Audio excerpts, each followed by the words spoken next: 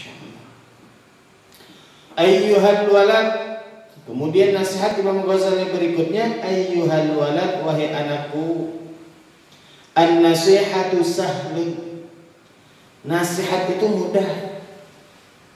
mudah dalam pengucapan, juga mudah dalam pendengaran. Wal mushkilu qabuluha. Tapi yang bermasalah di sini adalah qabuluha, menerima nasihat tersebut, mendengarkan nasihat tersebut, menerima, didengarkan, kemudian diamalkan. Ini yang sulit. Makanya kalau hanya mencari ilmu itu banyak bertebaran di mana-mana. Apalagi zaman sekarang semakin canggih, teknologi semakin canggih. Ilmu bertebaran di mana-mana. Begitu mudahnya kita mendapatkan ilmu. Di artikel ada ilmu. Di YouTube ada ilmu. Bahkan di status pun juga ada ilmu. Di sosial media ada ilmu. Akan tetapi yang sulit bagi kita adalah menerima dan mengamalkan ilmu tersebut. Kita ingin mendengarkan nasihat, buka YouTube aja, baca artikel aja, bahkan buka Facebook aja juga ada nasihat. Tapi yang sulit adalah menerimanya, mengamalkannya. Maka dari itu, sebagai seorang murid, sebagai seorang hamba, kita membutuhkan guru yang bersedia membimbing kita.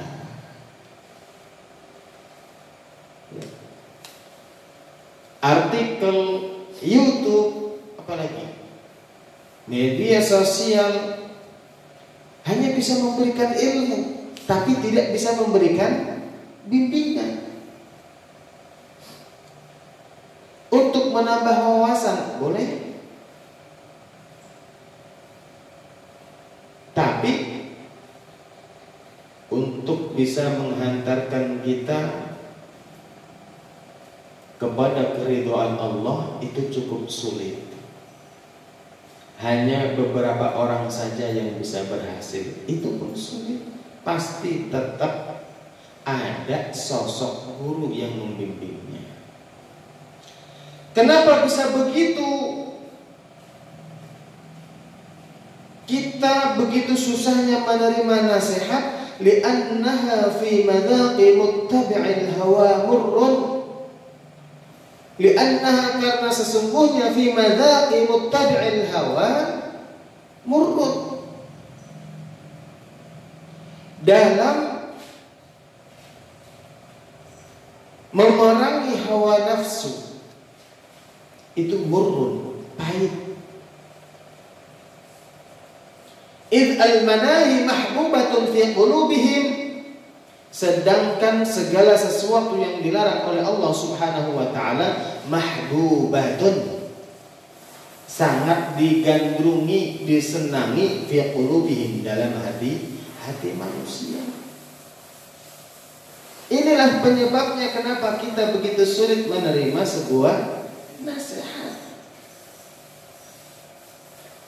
Butuh bimbingan khusus, butuh penanganan khusus. Kenapa? Karena untuk menjadi sosok manusia yang baik itu harus memerangi hawa nafsu. Dan nafsu cenderung menggandrungi sesuatu yang dilarang oleh Allah. Dalam hadis yang lain, Rasulullah sallallahu alaihi wasallam juga bersabda, huffatul jannah bil makarih wa huffatul nari bisyahawat. Surga itu dikelilingi dengan sesuatu yang dibenci oleh nafsu. Sedangkan neraka itu dikelilingi oleh sesuatu yang menyenangkan. Surga itu dikelilingi oleh sesuatu yang dibenci oleh hawa nafsu, walaupun sebetulnya ketika akal sehat kita bekerja, ternyata menuju surga itu mudah, murah, dan sebentar, nggak berat, ringan.